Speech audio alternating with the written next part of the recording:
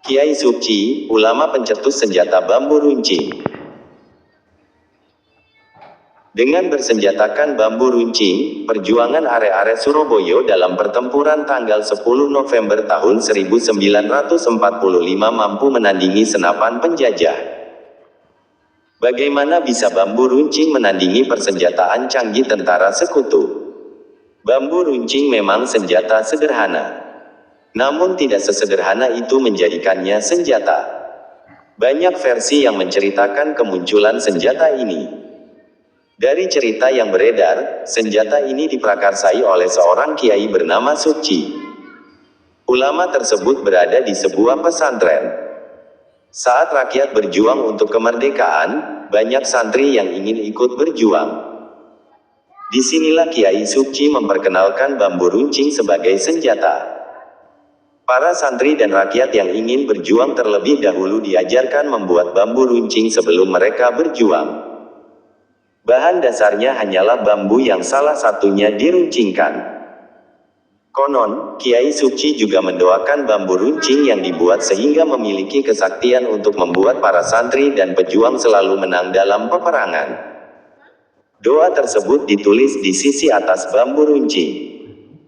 Kiai Suci pada tahun 1945 telah berusia 87 tahun. Lahir tanggal 31 Desember tahun 1858. Beliau termasuk Kiai Sepuh. Asalnya dari Parakan, Magelang, Jawa Tengah. Memiliki nama lahir Muhammad Benji. Setelah berumah tangga namanya berganti menjadi R. Somowardojo. Namanya berubah lagi setelah beliau menunaikan ibadah haji. Berganti nama menjadi Suci. Kiai Suci meninggal di tempat kelahirannya tersebut pada tanggal 6 April tahun 1959 saat berusia 100 tahun. Kakek Kiai Suci, Kiai Abdul Wahab merupakan keturunan seorang tumenggung Bupati Suroloyo Melangi, Yogyakarta. Kiai Abdul Wahab inilah yang menjadi pengikut Pangeran Diponegoro dalam periode Perang Jawa tahun 1825 sampai tahun 1830. Ketika Laskar Diponegoro kalah, banyak pengikutnya yang menyembunyikan diri di kawasan pedesaan untuk mengajar santri. Jaringan Laskar Kiai kemudian bergerak dalam dakwah dan kaderisasi santri. Kiai Wahab kemudian mengundurkan diri untuk menghindar dari kejaran Belanda. Ia menyusuri Kali Progo menuju kawasan Sentolo, Godean, Borobudur, Bandongan, Secang Temanggung, hingga singgah di kawasan Parakan. Kawasan Parakan merupakan titik penting arus transportasi kawasan Kedu, yakni sebagai persimpangan Banyumas, Kedu, Pekalongan dan Semarang. Keluarga Kiai Abdul Wahab kemudian menetap di Parakan, sebagai tempat bermukim untuk menggembleng santri dan menyiapkan perlawanan terhadap penjajah. Pasukan Belanda henti-hentinya mengejar pengikut Diponegoro di berbagai pelosok Jawa, terutama Yogyakarta, Jawa Tengah dan Jawa Timur. Ketika Ibunda Kiai Suci mengandung, Belanda masih sering mengejar keturunan Kiai Wahab, serta santri-santri yang diduga menjadi pengikut Diponegoro. Pada tahun 1885, Suci kecil berada di gendongan ibundanya untuk mengungsi dari kejaran pasukan Belanda. Suci kecil dididik oleh orang tuanya, dengan tradisi pesantren yang kuat. Ia kemudian nyantri di pesantren Sumolangu, asuhan Syekh Abdurrahman Sumolangu, ayahanda Kiai Mahfud Sumolangu, Kebumen. Dari ngaji di pesantren inilah, Kiai Suci menjadi pribadi yang matang dalam ilmu agama hingga pergerakan kebangsaan. Bambu runcing jatuhkan pesawat. Dalam perjuangannya, Kiai Suci tidak bisa dipisahkan dari pertempuran tanggal 10 November tahun 1945 di Surabaya. Kiai Suci memiliki karakter yang tegak, kuat, gagah, dan tajam. Sama halnya dengan bambu runcing. Ketika barisan Kiai mendirikan Nahdlatul Ulama pada 1926, Kiai Suci turut serta dengan mendirikan NU Temanggung. Beliau menjadi Rais Syuriah NU Temanggung, didampingi Kiai Ali Pesantren Zaidatul Marif Parakan, dan Kiai Raden Sumomihardo, sebagai wakil dan sekretaris. Nama terakhir merupakan ayahanda Kiai Muhaiminan Gunardo, yang menjadi tokoh pesantren Danu di kawasan Temanggung, Magelang. Kiai Sukci juga sangat mendukung anak-anak muda untuk berkiprah dalam organisasi. Pada 1941, Ansor Nahdlatul Ulama ANO mengadakan pengkaderan di Temanggung, yang langsung dipantau oleh Kiai Sukci. Kiai Sukci dikenal sebagai kiai, alim dan pejuang yang menggelorakan semangat pemuda untuk bertempur melawan penjajah. Di kemudian hari, Kiai Sukci dikenal sebagai Kiai Bambu Runcing. Dari kisah yang beredar di kalangan mantan pejuang Hizbullah, Karomah, Bambu Runcing Kiai Sukci mulai terkenal saat menjelang pertempuran Ambarawa. Pada suatu pagi, seusai mengajar santrinya, Kiai Sukci berdiri di tengah halaman sembari memegang sebilah geranggang bambu yang ujungnya runcing. Tiba-tiba tepat di atas langit pesantren, melintaslah pesawat pengebom Belanda yang saat itu memang sangat ditakuti pejuang kemerdekaan. Pesawat itu oleh para pejuang diberi julukan "Cocor Merah" karena bagian depan pesawat tersebut dilumuri cat berwarna merah. Nah, karena kesal terhadap pesawat itu, tiba-tiba saja Kiai Sukci mengangkat bambu runcing yang dipegangnya seraya mengarahkan ujung runcingnya ke arah pesawat Cocor Merah yang tengah melintas di atas kepalanya. Allahu Akbar! Teriak Kiai Sukci sembari mengarahkan bambu runcingnya. Anehnya, entah karena apa, setelah takbir diteriakkan dan bambu runcing diarahkan, pesawat Cocor Merah tiba-tiba terlihat oleng.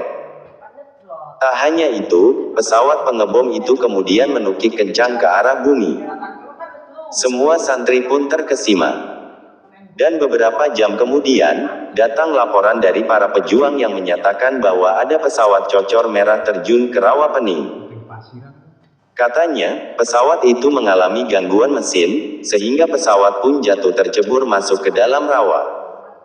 Kisah inilah yang kemudian meluas.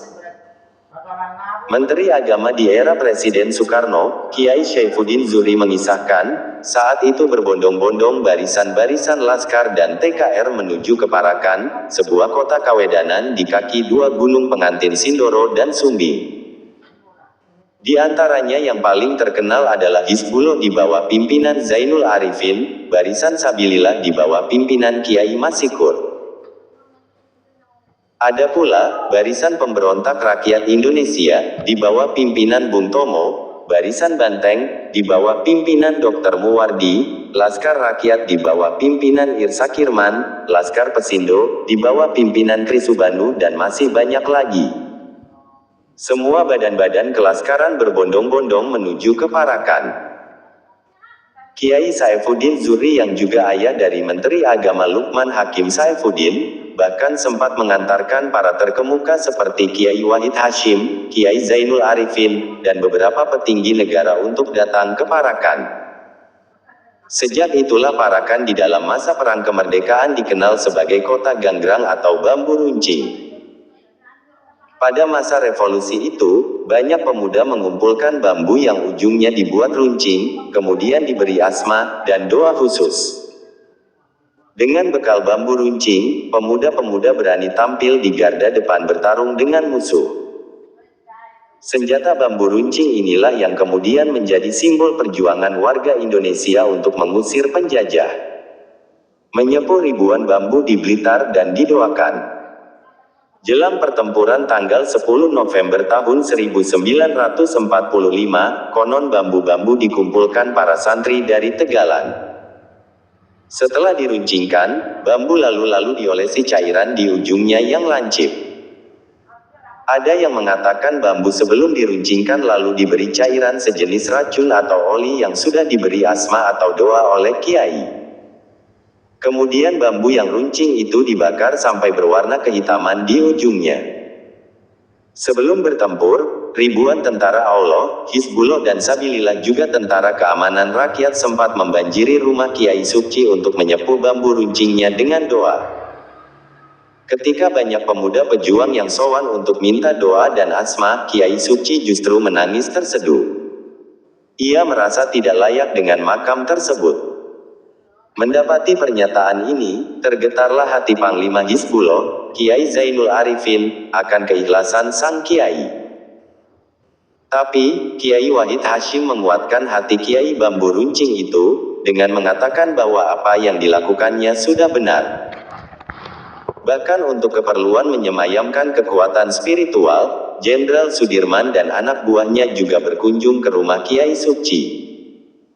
Jenderal Sudirman sering berperang dalam keadaan suci, untuk mengamalkan doa dari Kiai Supci. Jenderal Sudirman memang dikenal sebagai santri Kiai Supci. Setelah menyepuh, ribuan bambu itu lalu diangkut menggunakan kereta api untuk dikirim menuju Surabaya. Ya, bambu runcing dibuat dari Blitar. Pembuatan bambu runcing dikomandoi Kiai Mansur setelah mendapat isyarah dari Kiai Supci. Asal mula bambu runcing itu dari Kiai Supci Parakan, Temanggung. Kiai Supci membuat bambu runcing untuk daerah Jateng, sementara Kiai Mansur membuat bambu runcing untuk Surabaya, ungkap Kiai Hisyam, pengasuh pondok pesantren Ponpes Al-Fatah. Kiai Hisyam merupakan anak dari Kiai Mansur, pendiri Ponpes Al-Fatah. Setelah mendapat mandat tersebut, Kiai Mansur mulai mengumpulkan bambu runcing di Blitar. Ponpes Al-Fatah di Desa Kalipucang, Kecamatan Sanan Kulon, Kabupaten Blitar ini pun menjadi pusat bambu runcing. Kirimnya menggunakan kereta api. Sekali kirim bisa ribuan, tandas Kiai Hisyam. Kiai Mansur memang dikenal sebagai penyempuh atau pengisi kekuatan bambu runcing. Tak hanya itu, Kiai Mansur juga membuat senjata lain untuk para pejuang seperti sumpit, bambu runcing, dan juga ketapel. Pembuatan bambu runcing dilakukan Kiai bersama dua putranya yakni Kiai Masruri dan Kiai Masudi. Kehebatan bambu runcing hasil sepuhan Kiai Mansur sangat terkenal waktu itu. Bahkan, jika ada orang yang tanpa izin memperlakukan seenaknya bambu runcing yang sudah disepuh, akan langsung mendapat ganjaran. Pernah suatu saat bambu mau dikirim sudah dalam keadaan terikat. Ada seorang satri berjalan melangkahi ikatan bambu runcing itu. Tiba-tiba tubuhnya seperti didorong dari belakang hingga jatuh terjungkal, papar seorang menantu dari santri kesayangan Kiai Mansur, Abu Sujak. Abu Sujak juga cerita, suatu ketika bambu runcing yang seharusnya tidak dikirim ke Surabaya malah terbawa kereta api ke sana. Sampai di Malang, tak seorang pun yang kuat mengangkat ikatan bambu runcing itu. Terbawa sampai di Malang. Karena keampuhan bambu runcing, gak ada yang kuat angkat, akhirnya dikirim balik ke Blitar. Sampai sini ya hanya santrinya Kiai Mansur yang kuat angkat dibawa balik ke pondok, ucap Abu. Bahkan di saat genting-gentingnya perang di Surabaya itu, Bung Tomo sempat ke Kalipucung, ke Kiai Mansur untuk minta doa restu, paparnya. Kisah penyepuhan bambu runcing yang dilakukan oleh Kiai Supci dan santrinya dijelaskan hampir bersamaan dengan perlawanan dari Laskar Santri di Surabaya dan rakyat Semarang. Mereka secara bersama-sama mengadakan perlawanan ketika tentara sekutu juga mendarat di ibu kota Jawa Tengah itu. Dijelaskan Kiai Saifuddin Zuri dalam bukunya Guruku Orang-orang dari Pesantren, dalam peperangan tersebut, lahirlah pertempuran di daerah Jatingaleh, Gombel, dan Ambarawa antara rakyat Indonesia melawan sekutu Inggris. Kabar pecahnya peperangan di sejumlah daerah tersebut juga tersiar ke daerah Parakan. Dengan niat jihad fisabilillah untuk memperoleh kemerdekaan dan menghentikan ketidakperi kemanusiaan penjajah, Laskar Hizbullah dan Sabilillah Parakan ikut bergabung bersama pasukan lain dari seluruh daerah Kedu. Setelah berhasil bergabung dengan ribuan tentara lain, mereka berangkat ke medan pertempuran di Surabaya, Semarang, dan Ambarawa. Namun sebelum berangkat, mereka terlebih dahulu mampir ke Kawedanan Parakan guna mengisi dan memperkuat diri dengan berbagai macam ilmu kekebalan dari Kiai Supci. Dan tentara-tentara Allah inilah yang kemudian berbaris dengan bambu runcingnya. Setelah masing-masing diberkahi doa Kiai Supci, semangat keberanian mereka tak tergoyahkan dalam melawan penjajah meski hanya berbekal bambu runcing dari berbagai sumber.